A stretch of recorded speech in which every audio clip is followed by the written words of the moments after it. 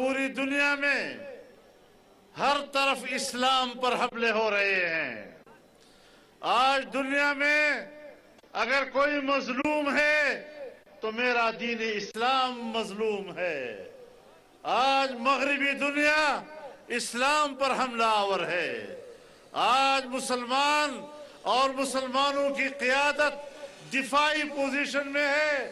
ہم اسلام کی ہمیشہ وہ تعبیر کرتے ہیں جو مغرب کے لیے قابل قبول ہو۔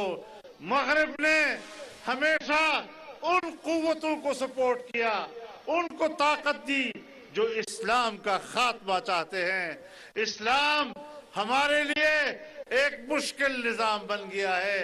میرے دوستو، آج ہم نے ثابت کرنا ہے کہ اسلام رحمت کا نظام ہے، اسلام محبت کا نظام ہے، اسلام انسانی حقوق کے تحفظ کا نظام ہے، اسلام معاشی استحکام کا نظام ہے، اسلام معاشرے کی عزت و آبرو کا نظام ہے، اسلام میرے گھر کی حیا ہے، اسلام میرے ماحول کی عزت ہے، میرے معاشرے کی عزت ہے، اور انشاءاللہ اس دین اسلام کی تحریک کو کوہستان کی پہاڑیوں سے اٹھائیں گے۔ ان پہاڑوں سے اٹھنے والی تحریک ایک سیلاب بن کر اٹھے گی اور پورے ملک پر چھا جائے گی انشاءاللہ۔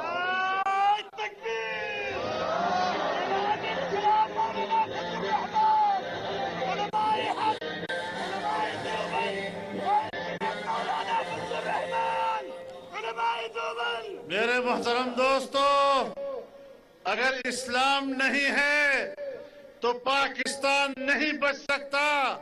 ہماری تحریک یہ پاکستان کی بقا کی تحریک ہے، پاکستان کی سالمیت کی جنگ ہے، اور آپ اس ملک میں دیکھ رہے ہیں کہ کس طرح پاکستان کی بنیادوں کو کھوکھلا کیا جا رہا ہے۔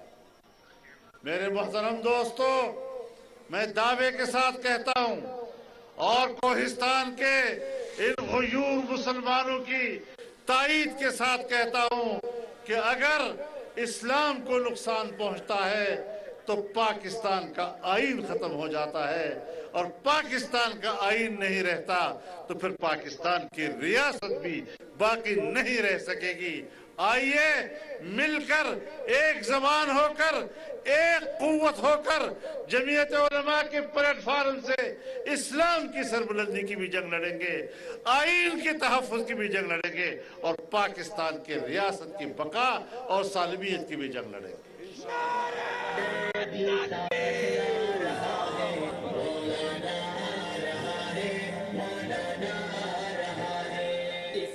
میرے محترم دوستو، آپ کو اس بات پر نظر ہوگی آج کل میڈیا کا دور ہے، اور سوشل میڈیا کے کردار کی وجہ سے تو بچہ بچہ پاکستان کے حالات کو جانتا ہے، کس طرح پاکستان میں سیاسی افراتفری مچائی گئی۔ میرے دوستو، 2018 میں الیکشن ہوئے، دھاندلی کے ذریعے ایک جعلی حکومت ملک پر مسلط کی گئی اور ملک میں سیاسی عدم استحکام آ گیا۔ پارلیمنٹ پر اعتماد نہ رہا، حکومت پر اعتماد نہ رہا، اداروں پر اعتماد نہ رہا، اور ایک انتقامی سیاست ملک میں شروع ہوئی، سیاستدانوں کو جیلوں میں ٹھونسا گیا، اور ایک ایسی افراتفری کہ جس کے نتیجے میں معاشی عدم استحکام آ گیا۔ ان کی توجہ اپنے مخالفین کے خلاف انتقام پر تھی، سوائے انتقام کے، مقدمات دائر کرنے کے، سیاستدانوں کو جیل میں لے جانے کے، نیب کے ادارے کو ناجائز طور پر استعمال کرنے سے ان کو فرصت ہی نہیں ملی، اور نتیجہ یہ نکلا کہ ملک کی معیشت بیٹھ گئی۔ اور ظاہر ہے کہ جہاں ملک کی معیشت بیٹھ گئی اور ہم دنیا میں ایک دیوالیہ ریاست بننے کی کنارے کھڑے ہو گئے. ہمارا ملک دیوالیہ پن کے قریب ہو گیا, بلیک لسٹ ہو گیا, اور قریب تھا کہ دنیا پاکستان کا بائیکاٹ کر لی تھی. ضروری تھا کہ اس اقتدار سے قوم کو آزاد کیا جائے. میرے محترم دوستو, جس حکومت کو ہم نے ہٹایا ہے, یہ صرف حکومت کو نہیں ہٹایا, ہم نے ملک کو بچایا ہے. کہتا ہے سازش ہوئی ہے, سازش ہوئی میرے خلاف. بابا سازش نہیں ہوئی, ہم نے ڈنکے کی چوٹ آپ کو اقتدار سے نکالا ہے.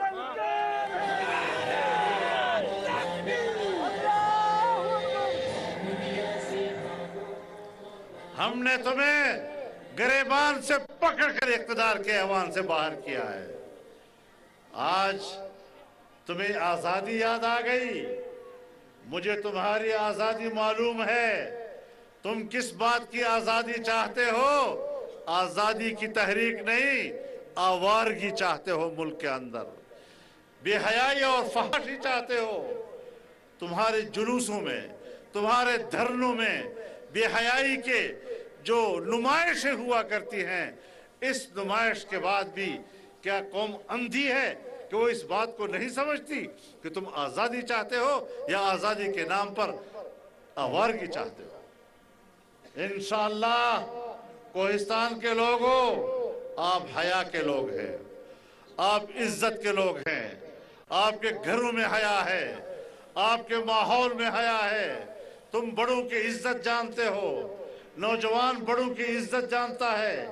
بڑے بزرگوں اور نوجوانوں میں ایک رشتہ قائم ہے. وہ آپ کے رشتے کو ختم کرنا چاہتے ہیں.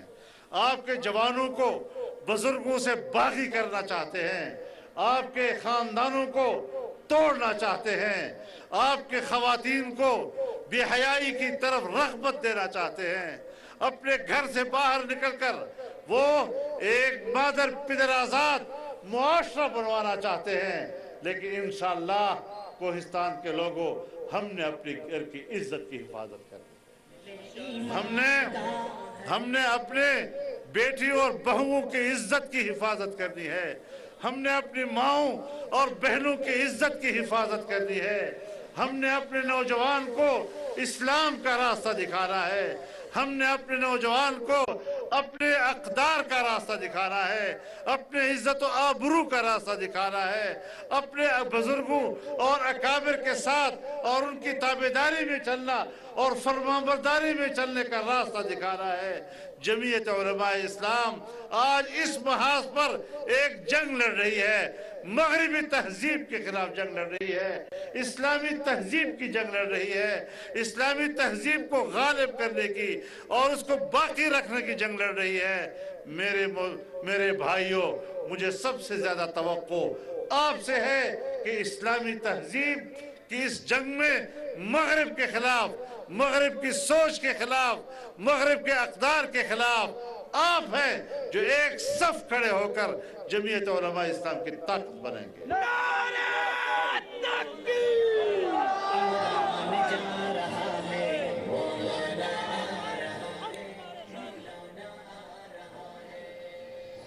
میرے محترم دوستو, صرف یہ نہیں کہ سیاسی عدم استحکام برپا کیا, صرف یہ نہیں کہ معاشی طور پر ملک کو دیوالیہ کر دیا.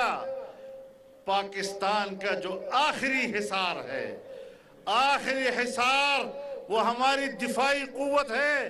آج اس نے ہماری دفاعی قوت کو تقسیم کرنے اور دفاعی قوت کو آپس میں لڑانے کی سازش کی ہے.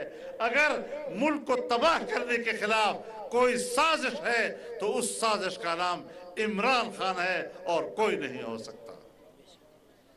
ہم انشاءاللہ ان سازشوں کو ناکام بنا رہے ہیں. ہم نے ملک کے اندر سیاسی استحکام آپ کو شکست دی ہے. کل ان کا بھی جلسہ ہوا ہے وہاں پر. पिंडी में, कहते इस्लामाबाद में आऊंगा। फिर क्यों नहीं आए भाई? कहे मैं आता तो तबाही मच जाती। तबाही किसकी मच जाती? तबाही तो तुम्हारी मच जाती थी ना। तुम आके दिखाओ जरा फिर। 10 लाख लोगों को इकट्ठा करूंगा। मुश्किल से 10,000 लोग इकट्ठे किए। और वो भी कौन? दर्जे चहारम के सरकारी मुलाजिमीन की छुट्टी थी और सब पर लाजिम था कि जलसे में जाएं। 6,000 तक सफेद लिबास में पुलिस वालों को हाजिर होने का पाबंद बना दिया गया था। और जब कमी रह गई तो मोहल्ले के खाकरूबों को उठा कर ले गए जलसे। जलसा इसको कहते हैं। ये जलसा है, ये अवाम का जलसा है, ये पब्लिक का जलसा है। अब आया मौलाना, अब छाया मौलाना, अब राज करेगा मौलाना।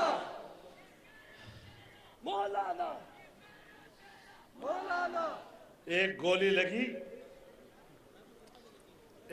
लगी और ऐसा भागा है कि अब अपने घर में भी बुलेट प्रूफ शीशे लगा रहा है। और वह हमले हम पर भी हुए हैं। 3 खुदकुश हमले हुए हैं, लेकिन आज भी पब्लिक के सामने खुले मैदान में खड़ा हूं। ललकार है तकबीर। उलमाए हक, उलमाए देवबंद जिंदाबाद। मातस्ता ईमान मालूम दा।